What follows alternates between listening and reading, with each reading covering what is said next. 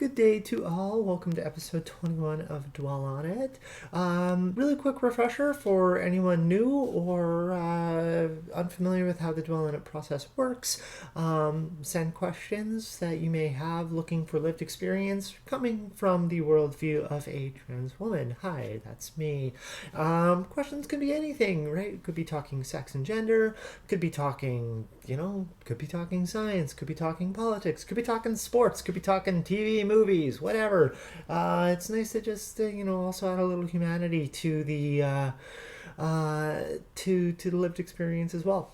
The goal ultimately is if you have any questions about what my lived experience is like, or if you've got lived experience of your own and you'd like to ask about it, or if you'd like perhaps to I don't want to use the word advice, right? But if you're looking for, hey, here's a situation and how would you navigate it if this happened or whatever, right? Toss the questions over. I go ahead and we get them tucked in the grab bag here. Decent snack so far. That's not too shabby still. Working on that. And so anyway, give it about a half hour. Answer the questions candidly, and then, lather, rinse, repeat every single week. So keep those questions coming. Thank you so much to everyone who's participated and contributed with your questions so far. I love answering them. Some of them have put me through an absolute range of emotions as well, too. We can get pretty powerful with these things, and I'd absolutely love to be able to share, like I said, my worldview on the questions you would like to know more about. So let's dive in for this week's. It's stuck in the bag. Have you ever thought that you might not be transgender? I struggled to accept my reality for a very long time, and I don't think that it was. I've never thought that I might not be trans. I didn't know what my happiness was. Does that help answer that? I struggle with words like cross-dressing, even though in a past life, in my pre-transition time, objectively it may appear that looked very much like what I was doing, but I really don't feel like I was running home from work and putting a blouse on, right, or finding joy in painting my nails and being like it was and certainly not to minimize what that experience is like, if that is the happiness for others. That still didn't feel enough for me, but I didn't know what enough was. I didn't know what right was. All I knew is what I knew, and all I knew was that I felt some sort of approach towards comfort by allowing myself to let Taylor exist for a night or a weekend or whatever it would be, even though that I was washing it all off to go to work the next Monday morning anyway. Or I never thought that I wasn't gender diverse in some sort of way. It didn't make sense to me, and I spent so much time trying to understand why I felt that way. And I would push my own boundaries, hoping that, okay, maybe this is it. Maybe this is all that I need once in a while just to feel happy. And it certainly wasn't. No, I've never thought that I might not be trans because I never got to thinking that was an option. What I do know as well is during that period of self-discovery, if you want to call it like that, is there were a lot of denials or things like, I don't want that to be part of my life. When I was younger, because remember, I was born in 1981, so when you think about it, all I knew, and especially considering, if I remember correctly, the term transgender was coined in the medical and psych professions in the 70s, so it's still a super fresh word in my own generation. The only things that I knew as I grew up would be whether it's find individuals in the back pages or in the drag circuit and so on, and all it felt like was the only things that appeared in my life, in terms of paths, as to what kind of resonated with how I felt was to be objectified or entertaining, but that still didn't communicate to me about me. I just wanted to be able to put on a tank top and jeans that I'm comfortable with. I didn't want to be like, I didn't want to have to be somebody. I just wanted to exist. Like, I didn't want my internal sense of self to also like dictate a career, right? So I was really struggling with coming to just accepting my own reality, because what I had as a worldview of my reality at that time was to be somebody that I didn't want to be. So it was never that I wasn't trans. I didn't accept the path that I felt like was inevitable.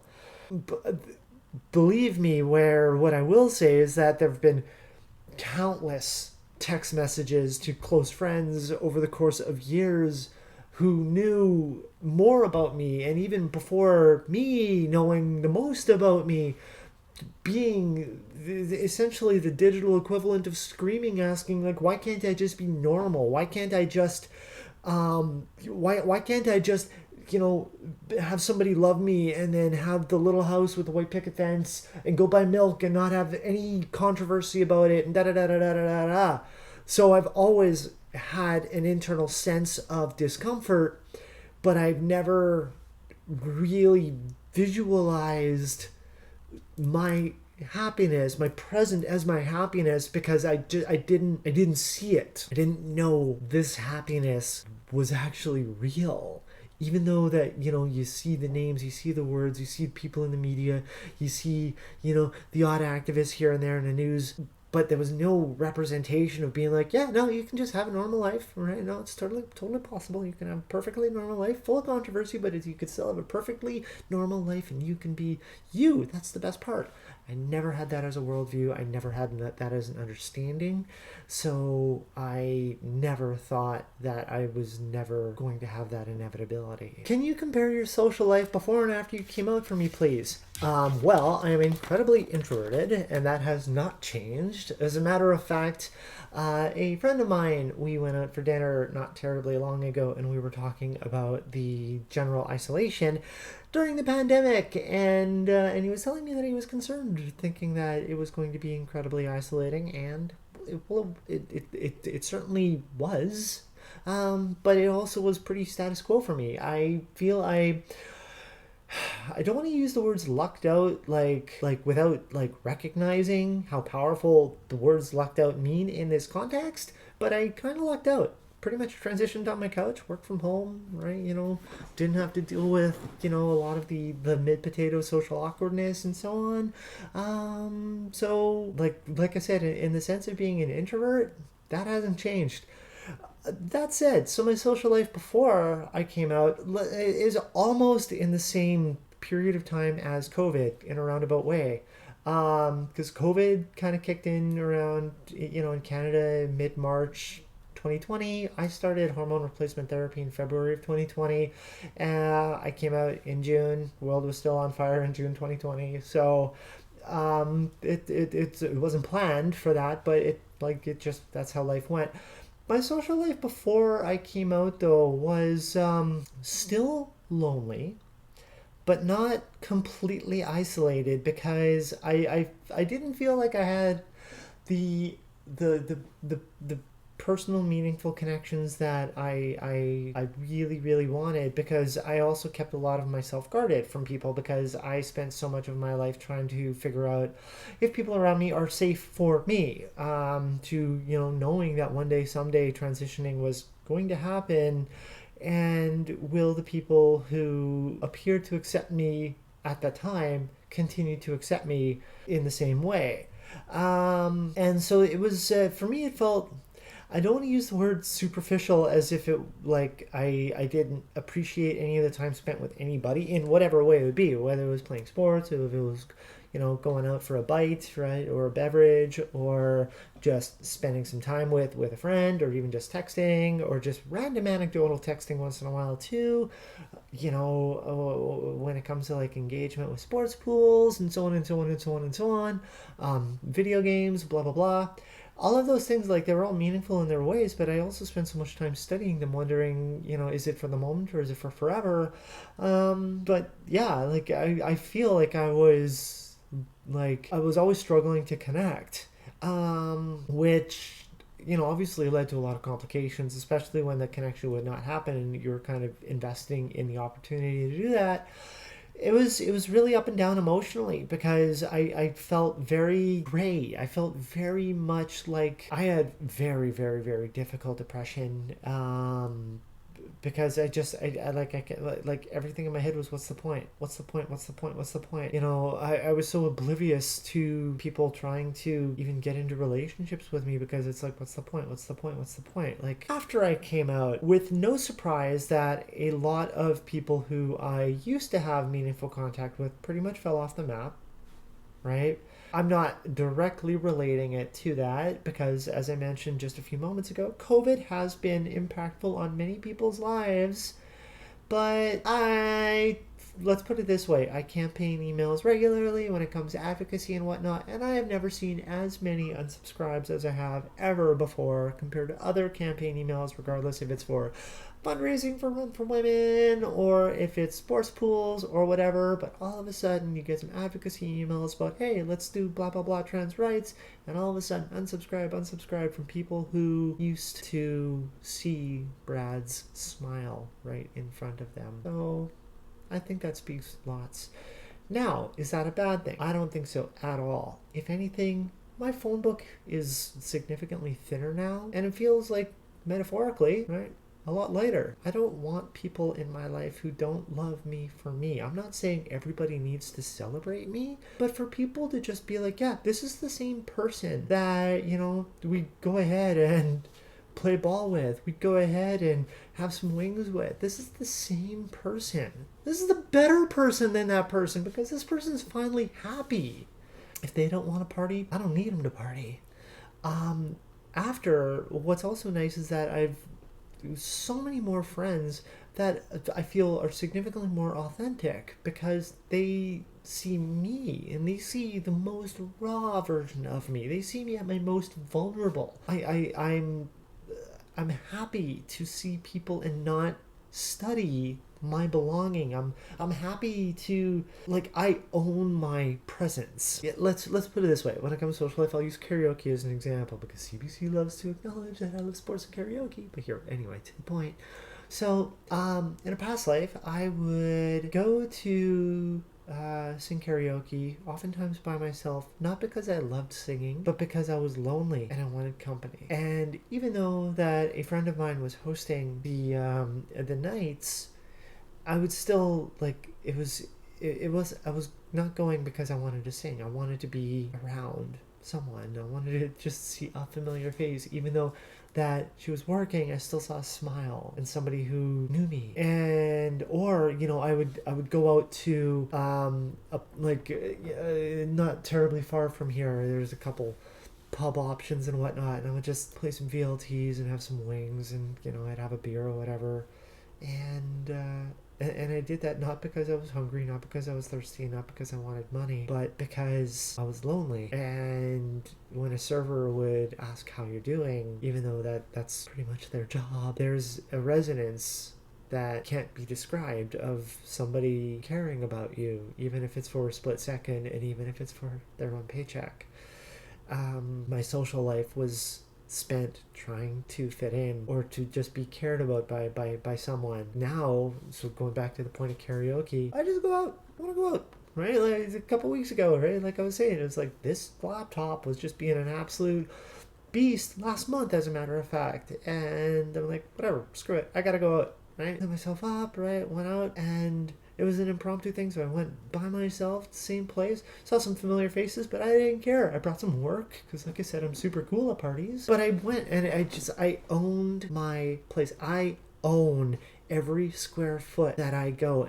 When I was in a softball tournament, even though I'm still very like introverted, and because I don't recognize people I'm supposed to recognize in a crowd, I don't like, there is that social awkwardness of like, why doesn't Taylor recognize me? It's because Taylor doesn't recognize you. Don't take it personally.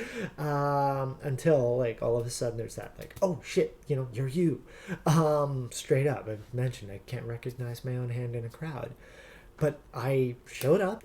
So for all intents and purposes around an absolute squad of strangers, but I owned my space. I am me. I'm proud of me. I'm happy to be me. I don't care what you think about me because I'm here. This is mine. This part of my life is mine, and I take it. My shoulders are always up, right? I'm smiling more often than not, right? And if I'm not smiling, I'm singing. I get business done. I get the things I need to do, and it doesn't matter that if it's with people who know me, if it's by myself, it doesn't matter if it's in my own space or if it's in a public space. I'm so much more present, and I'm beyond happy with that being my reality. It's funny where even like it's fantastic being recognized now in a sense where like it's like I'm somebody to someone, and I'm not saying that that's a life goal, but comparing to a past life where people would compare Brad to celebrities like I can't remember how to pronounce the name, but it's like Jake, starts with a G and then carries on from there. And when my hair was getting a little longer, I was getting compared to anyway, it doesn't matter, but like nobody would like be like, hey, there's Brad, and whatever, but it would always be Brad reminds me of somebody else, which okay, fine, I guess. But like I remember going out for coffee with my friend and then ran into somebody who only knew me from online, be like, are you Taylor? Right? That was with Emma, right? And they're like, you Taylor? Like, yeah, I am actually, right? And it's just to be like, to be recognizable, to have that presence and impact on other people's lives, for them to be like, hey, I saw you, and this is cool. Hi. Or after I did that time on Face to Face, I went grocery shopping not too long after and got stopped by somebody who was working there and be like, were you on TV on Sunday? Right? To just like, those are fantastic, fun little things that I never would have experienced happening. So my social life overall, so much more vibrant, even if none of those little nuances of being recognized happen, and even if those little nuances of going here or there don't happen, I'm happy with what I can control now.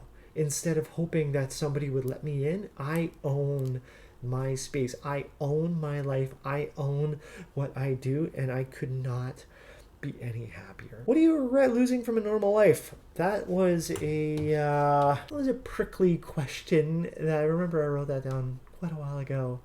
I'm like, okay, what do I regret losing from a normal life? I've never had a normal life. I was saying how I would be crying to my friends asking, why can't I just have a normal life? I've never had a normal life. What's a normal life? Tell me what a normal life is. It sounds to me like this is getting based on the cis-normative expectations of life. And unfortunately, I've never truly been in that. I've walked in that world. I've done the best that I could to fit into that world because that's what I thought I was supposed to do. So I've never lost anything from a life that I've truly never had, truly technically doesn't even really exist. Let's put this into consideration. People have asked me why I made this decision. I don't know what decision they think it is, but when I would go to bed hoping that I wouldn't wake up, I don't know if I think this is a decision so much more than and acceptance. The decision of coming out wasn't to try something different. It was to stay alive. It was to... The decision of coming out was to allow myself to love myself. Because that's what we're all told in a normal life, right? Love yourself. That's most important. Love yourself, love yourself, love yourself. But don't do it if you're some fucking weirdo. Make up your mind, normal life. So what do I regret losing? I gained everything from walking away from a normal life. I've gained everything. I've gained my life. I've gained passion. I've gained emotion. I've gained self-acceptance. I've gained my voice. I've gained my reality. I didn't lose anything from a normal life because all it was suppression and oppression. So what am I supposed to regret from that? So as I was alluding to about decisions, I've mentioned many times in the past what people knew of me before. That before I came out, what people knew of Brad, cisgender, white, heterosexual, Canadian athletic male, top of the goddamned food chain. Do I want to have all of that back? Not if that means I can't be me. I don't want any of that if that means that I lose myself. If I was able to live my life over the course of 40 years, sure, there are little innocuous things that I'd love to have just picked up by just existing. You know, like I joke with my with my hairdresser where there are 6 things that I know what to do with my hair. Straighten it or not straighten it. Use hairspray or don't use hairspray. Put it in a ponytail and don't put it in a ponytail. Right? And then a matrix of that is what the hair looks like. That's just a simple example, but if I was to live my life authentically from my earliest memories, there would just be little developments of not trying to pack, you know, this, like, at the time 39 years, now 40 years of you know, gender-based programming into my life so that I can, you know, I would be at a social event and be like, "Hey, I like her hair. I want to try that one day," right? Maybe actually care enough to try to braid my hair. Little simple things like that. Maybe some different fashion styles. Maybe try something with this. Maybe see a color combination on somebody else. Be like, I actually can use that. Instead of thinking that it might not work. Here's looking at you, brown and blue. Stuff like that are little things that I don't regret at all. But would I have enjoyed having more exposure to that so I can just use it to benefit myself? Yes. Is there anything from a past life that I regret losing? Fuck no. I lost nothing. That normal life that's being asked about gave me nothing. I was nothing. Other people might have said that all the fun, wonderful things, but those people did not know me at the time and realize how empty I was, trying to just fit in like one of the boys. I was the most empty, vacant, gray version of a human being you could imagine, trying to fit into what society is expecting of me because of what's between my legs, not from what's between my ears. I regret losing nothing from that past life. I'm going to do one more. Why do some LGB people reject trans people? I like how that was phrased with intentionally removing the T, even though I could actually throw the T in there because you can still be trans and be transphobic at the same time. So to further that question, you don't have to be straight to be prejudiced. You don't have to be straight to be prejudiced. Just because you are part of the queer community does not mean that you are not prejudiced against other people in the queer community as well. I think that's the shortest way to answer that. Just because you are, lesbian or gay or bi does not mean you are by default accepting of all others or understanding of all others or supportive of all others, right? Because congratulations that you have recognized your own sense of happiness, but because you have your own reasons to diminish the value of others who are also marginalized, but you don't care because you're getting yours and you're happy with that. That can happen to anybody, and that can happen to everybody. You can have people of color be racist against other people of color. I know, edgy talk, but it does exist. You can have people from different different types of able-bodied individuals in a variety of different ways pass judgment on others if they're able-bodied in this way but not in that way or whatever, and then they create judgment on that. It's just because you are part of a community does not mean that all of a sudden everybody in that community is your buddy, and that is an important distinction and a critical thing for people who are marginalized to look in the mirror and remember that your fight is very intersectional. You can take that dialogue from what you are suffering as with oppression and relate that to others who suffer oppression too, and you can look as to where the oppression is coming from, and you can recognize that you actually have a lot more in common than you think. So why do people do that? Because they're not nice people, simply put. Just because I'm trans doesn't mean I'm an angel. I do the best that I can to be as intersectional as possible. I do the best that I can to be as understanding as possible. I do the best that I can to be as inclusive as possible. And I also do the best that I can to continue to educate myself so that as time continues to go on, that I'm better equipped to handle things that may have been different or difficult for me in a past life. There are certainly places and times where I see something and go, and it's pushing my comfort, but that certainly doesn't give me a space to go ahead and say that I'm policing this boundary and my judgment says that you're not allowed in it. However, some people feel that they need to be the gatekeepers, right? And say that you're in, you're out, you've never been in the first place, or this person is bad, therefore all of you are bad, right? Just because you're marginalized doesn't mean that you can't not be a good person either. So that is half an hour. Time flew by with that one. Thank you for these incredibly thoughtful questions this time. Not to say that there haven't been thoughtful questions other times. I do love the mix. This was a really fun one though. And I'll get this uploaded, and we will see everybody in a week. I hope everyone has a great rest of your week, and we'll talk to you then. Okay, bye.